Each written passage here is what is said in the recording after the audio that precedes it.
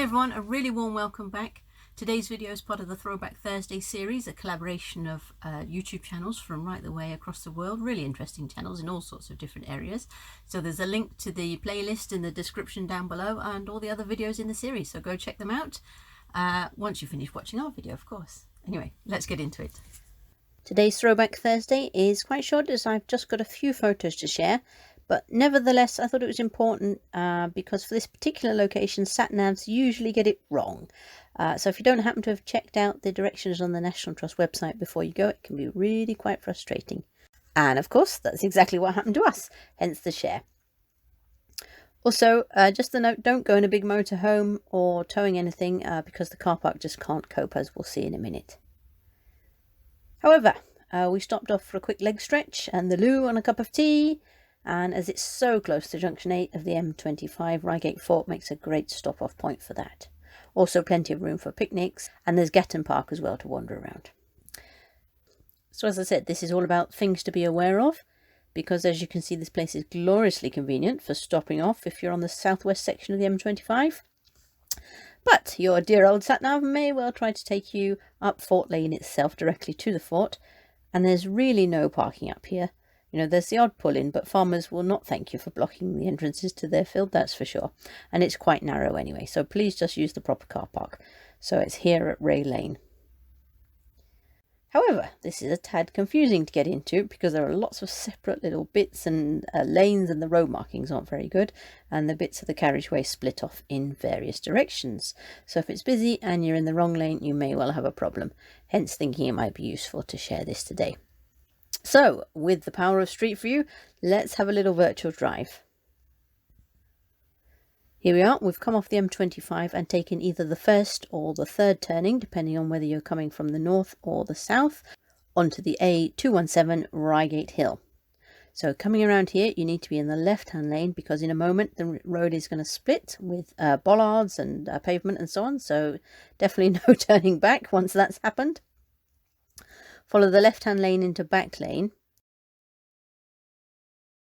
And here's where it's a little bit tricky because you have to follow right. It's not clear which bits are one-way and which bits are two-way. There are brown tourist signs, but if you happen to have a pair of crotchety boys in the back that really need a break, you might be so busy concentrating on which way the road actually goes to notice these brown signs because at ground level the road isn't at all well marked. In fact, Street View shows a white, I think, Skoda, who may well have been confused by the lack of ground level markings. So then turn immediately left into Ray Lane. It can be quite busy here as the car park isn't huge, and as you can see from Street View, there's a few cars parked here, but of course if you click slightly further on, we've changed seasons and you can just see muddy markings at the edge as evidence of a lot of cars parking not in the car park. It's a fairly small car park for what I imagine is quite a popular place because there's a lot of walking opportunities up here. Anyway, once you're up Ray Lane, there's really nowhere else to go, so it's super simple to get into the car park. It's absolutely obvious, just be careful to make sure you're giving way to people coming down Ray Lane, which is one way from beyond the car park. It's just those stupid little junctions a bit earlier on, which some bits of which are one way and other bits are two way, and the lack of ground level markings that causes the issue. So anyway, this is what you're heading for, the Ray Lane car park, which has a loo and a tea and ice cream kiosk and so on, and it's lovely for a little picnic as well.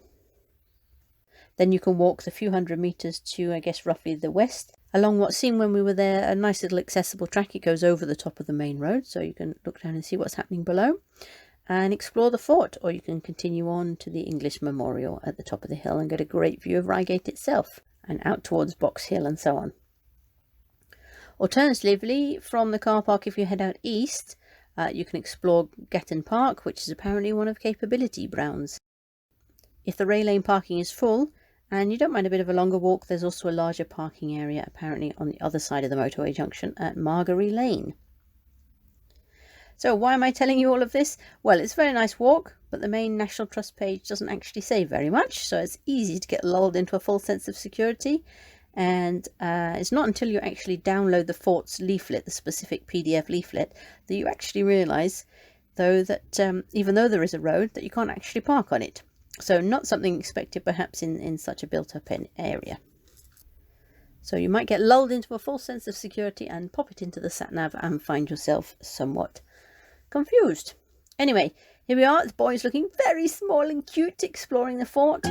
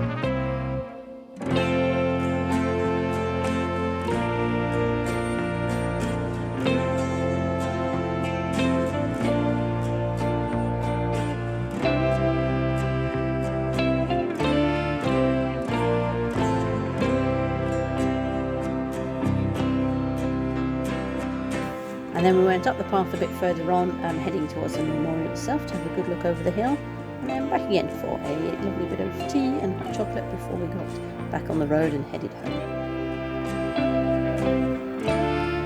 So if that was helpful, please do consider subscribing. Thanks so much for watching, and see you next time. Bye for now.